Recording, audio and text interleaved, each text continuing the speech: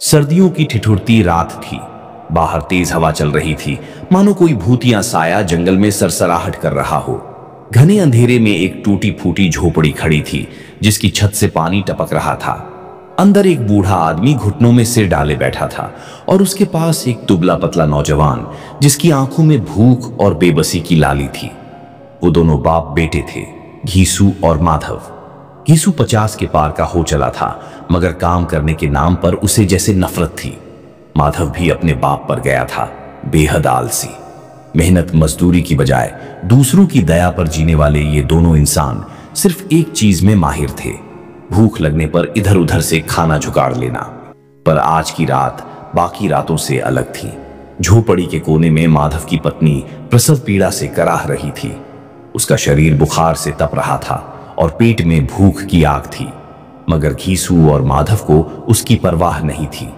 वे बाहर बैठकर एक दूसरे से बातें कर रहे थे, जैसे उन्हें कोई चिंता ही न हो। बेटा, लगता है बहू अब बचेगी नहीं, घीसू ने बीड़ी सुलगाते हुए कहा।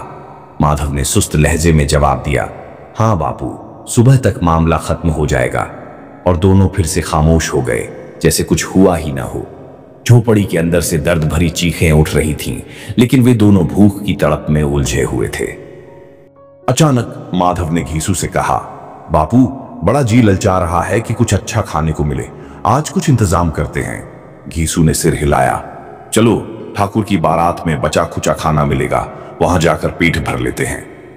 बिना एक बार भी अपनी मरती हुई बहू की ओर देखे दोनों उठे और ठाकुर की हवेली की ओर चल पड़े। ठाकुर की हवेली रोशनी से नहाई हुई थी। अंदर शाही दावत चल रही थी।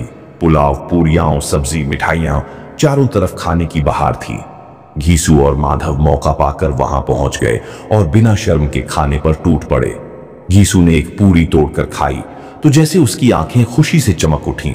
वाह, मजा आ गया बेटा, ऐसी पूरियां तो बस राजा महाराजाओं को नसीब होती है। माधव ने हाँ में सिर हिलाया, बापू, आज तो पेट भरकर खाएंगे, चाहे कुछ भी हो जाए। और दोनों ऐसे खाने लगे जैसे सदियों से भूखे हों। जब पेट भर गया तो वे घर लौटे। झोपड़ी में घुसते ही देखा माधव की पत्नी अब इस दुनिया में नहीं थी। उसकी निर्जीव देह ठंडी हो चुकी थी। माधव ने बिना कोई भावना दिखाए कहा, बापू, अब क्या करें? घीसू ने सोचा, फिर कहा, अब कुछ कर नहीं सकते, कल सुबह उसकी लाश को जलाएंगे। सुबह दोनों गांव में जाकर लोगों से पत्नी के अंतिम संस्कार के लिए चंदा मांगने लगे। सभी ने उन्हें कुछ पैसे दिए और देखते ही देखते उनके पास अच्छी रकम इकट्ठा हो गई। मगर जब वे पैसे लेकर बाजार पहुंचे तो दोनों की नजर शराब की दुकान पर पड़ी। क्यों ना आज बढ़िया शराब पी जाए? घीसू ने हामी भरी, ठीक कहता है बेटा, वैसे भी वो मर गई, अब कफन देने से क्या फायदा? और दोनों ने सारा पैसा शराब में उड़ा दिया। रात को जब नशे में धुत होकर वे झोपड़ी के बाहर पड़े थे, तब घीसू ने आसमान की ओर देखकर कहा, बेटा, हमारी बहू स्वर्ग में जाएगी, वहां उसे कफन नहीं चाहिए, उसे तो वहां सोने के कपड़े मिलेंगे। माधव ने ठाका लगाया, हाँ बापू, बिल्कुल। और दोनों हंसते रहे। रात भर अंधेरे में भूख, गरीबी और बेबसी का सबसे क्रूर मजाक बनते हुए।